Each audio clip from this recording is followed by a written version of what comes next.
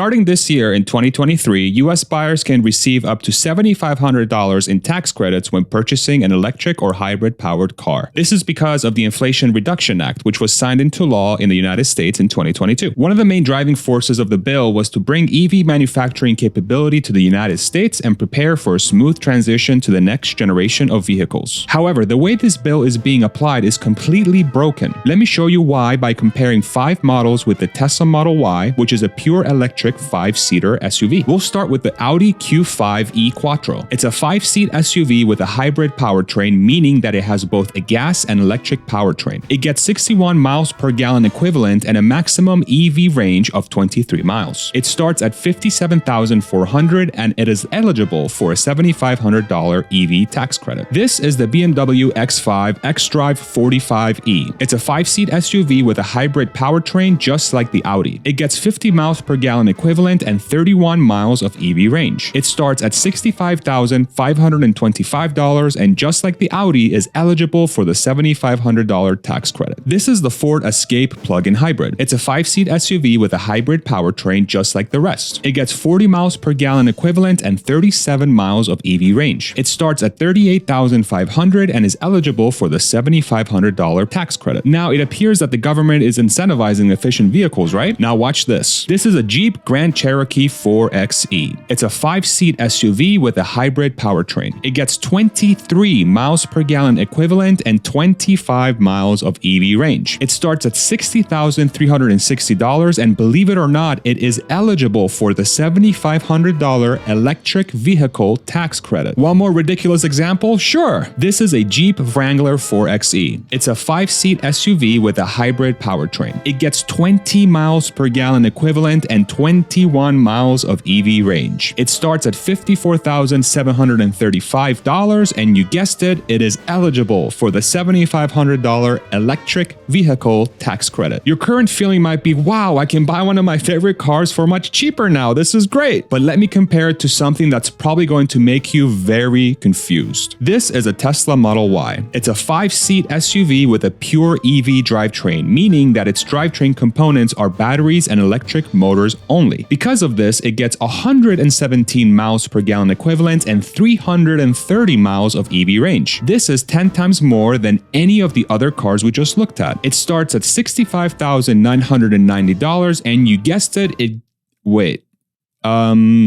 actually, no. It is not eligible for the EV tax credit. That's right, it gets zero. Nada. Very confusing, right? And it's not just Tesla. The Ford Mustang Mach-E with similar specs is stuck in the same conundrum with some of its trims. But you may ask, how the hell is this possible? How can a pure EV not be eligible for the EV tax credit? If so, I am right there with you and would love it if you throw me a like in order for YouTube to show this video to more people. This is what appears to be the problem. The bill has 2 primary considerations for how the credit gets applied, and it's broken down by the following: vans, SUVs, and pickup trucks, and all other. Vans, SUVs, and pickup trucks are eligible for the credit up to an $80,000 MSRP, while all other is eligible up to $55,000. The first 5 examples I listed all have a similar form factor to the Model Y. They are all considered SUVs by the manufacturers, the EPA, which is the Environmental Protection Agency, and NHTSA, which is the National Highway Traffic Safety Administration. They all have 5 seats and have varying but similar degrees of cargo space. Some ride higher, some ride lower. However, for some wild reason, the IRS has decided that the Model Y is not an SUV in the 5-seat configuration, and thus, because of its starting price, it is not eligible to receive the credit, even though the other examples that I listed are literally the same type of vehicle. And what's even more crazy, because of how this is being applied, there's now a disincentive to purchase an EV within a similar class, and instead